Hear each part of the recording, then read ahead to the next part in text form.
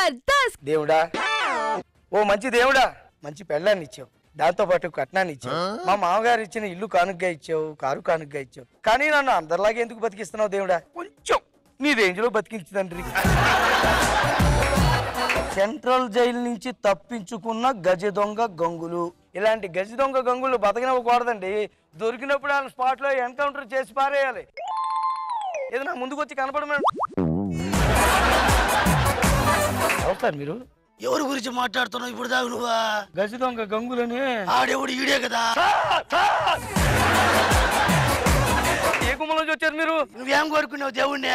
దేవుణ్ణా? ఏదైనా నీ రేంజ్ లో కొంచెం ఏదైనా వరం ఏమని అడిగాను. అదే నువ్వు పేపర్లో ఏమన్నా తలుచుకుంటాడు వచ్చేస్తుంటాడు. ధనలక్ష్మి తలుపు తట్టే సినిమా కోసం పగలు రాత్రి తేడా లేకుండా కల్పించిన ప్రతి తలుపుని తట్టుకుంటూ వెళ్ళిపోతున్న నటుడు ధనరాజు. ఏమన్నా నాకు తెలియగలుగుతాను, అసలు సినిమా ఎవరు తీయమన్నాడు, తలుపులు ఎవరు నీకెందుకు రేగిన ఓడు కొల ఓడు తీసుకున్నాడు, నీకు అవసరమా? అలా కాదు సార్, తీయడం ఎందుకు, తట్టదు. అసలు మనిషివేనారా? హైట్ పెరగాలని జ్ఞానం కూడా లేదు, పంజాబీ డ్రెస్ చేసుకుని కూర్చున్నావు. ఇది పంజాబీ డ్రెస్ కాదు సార్, పైజామా. సినిమా టైటిల్ ఏంటి? ధనలక్ష్మి తలుపు తట్టే. ఏదో మనసు పడ్డాను గాని కల్లో కలుసుకున్నాను గాని నీపై ప్రేమ ఏమో నాలో. ఏదో మనసు పడ్డాను గాని ఎంతో అలసు అయ్యాను గాని నాపై ప్రేమ ఏమో గోలో. బావా, నువ్వేమైనా చెప్పు, ఎన్నైనా చెప్పు, నేను మాత్రం నిన్నే పెళ్లి చేసుకుంటాను బావా. నేను నిన్నే పెళ్లి చేసుకుంటాను బావా. కానీ నేను మాత్రం మిమ్మల్ని పెళ్లి చేసుకోలేదు. ఎందుకు బావా? ఎందుకు? ఎందుకంటే నాకు దారుణమైన జబ్బు ఉంది. కాదు తామరా, కాదు కొంపదీసి, అసలు అది కాదు, బ్లడ్ క్యాన్సర్ ఉంది. అయినా పర్లేదు బావా, నువ్వు నన్నే పెళ్లి చేసుకోవాలి. నన్ను పెళ్లి చేసుకుంటే నీకు సుఖమే ఉంటుంది. నువ్వు నన్ను పెళ్లి చేసుకో చాలు బావా. ఎలా సుఖపడాలో నేను చూసుకుంటాను. నాది 2 ఎకరాల పొలం, వాడిది 4 ఎకరాల మాగాని ఏక చెక్క. అవును, మధ్యలో తూగుంటుంటుందా? అవునవును, అవును.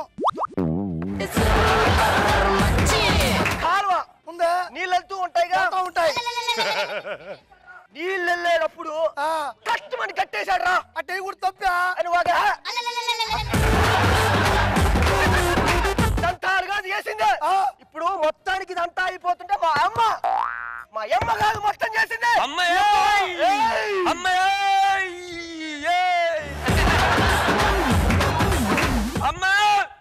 నువ్వు కనేసి నన్ను రోడ్డు మీద వదిలేస్తే ఎలా పెరుగుతానమ్మా నేను?